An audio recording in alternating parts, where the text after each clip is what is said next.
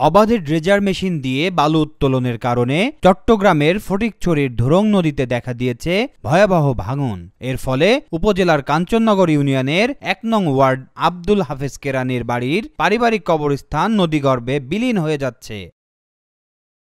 প্রায় ২০০ বছরের প্রাচীন এই কবরস্থানে শায়িত আছেন স্থানীয় খ্যাতিমান আলেম মাওলানা রহমত উল্লাহ শাহ, এর বংশধর মাওলানা ওসিউদ্দিন মিয়াজি এবং পরিবারের একাধিক প্রজন্মের সদস্য।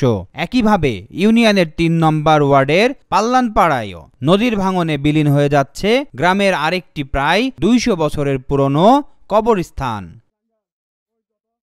ধুরুং নদীর ভাঙনে এরই মধ্যে হারিয়ে গেছে পাল্লানপাড়ার শতবর্ষী কবরস্থানের বড় অংশ।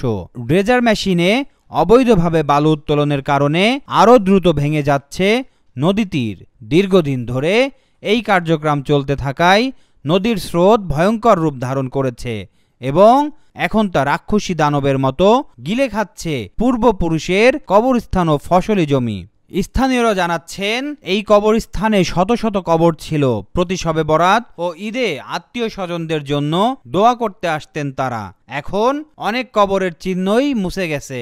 অতিষ্ঠ স্থানীয়দের দাবি, অবিলম্বে ড্রেজার দিয়ে বালু উত্তোলন বন্ধ করতে না পারলে শতাব্দী প্রাচীন কবরস্থান দুটির বাকি অংশ চিরতরে হারিয়ে যাবে নদীর অতল গর্ভে। ২০০ বছর পুরনো অবস্থা নেই। আজ বালু উত্তোলন মেশিন দিয়ে বালু উত্তোলন আজ অবস্থান দোষী করি মেশিন দিয়ে বালু তুলে অবশ্যই কুম্বই যাবে মানে দোষী যাবে বাড়ি করে যাবে। খালটা অতিরিক্ত ভাঙতেছে, এটাই আমাদের কাঞ্চননগরবাসী সবাই জানা কি জন্য ভাঙতেছে, এই ভাঙাটার কারণটা কি এগুলো সবাই জানা, কিন্তু কেউ কারো দোষ দিচ্ছে না, কেউ কারো ইয়া করতেছে না। মেশিন দিয়ে বালু তোলানোর কারণে ওই অবস্থান নষ্ট হয়ে যাবে, যে অবস্থান ভাঙি এরা খবরদার কই এখন আর পুরানা অবস্থান আর বাড়িঘর তো মনে করেন ভবিষ্যৎ তো ভাঙি যাবে কই এটা চলে আসি আগে ওর লত আছিল। এদিকে অভিযোগের বিষয়ে জানতে চাইলে ফটিকছড়ি উপজেলা সহকারী কমিশনার নজরুল ইসলাম জানান, অবৈধ ড্রেজার দিয়ে বালু উত্তোলনের বিরুদ্ধে আইনগত ব্যবস্থা নেওয়া হবে।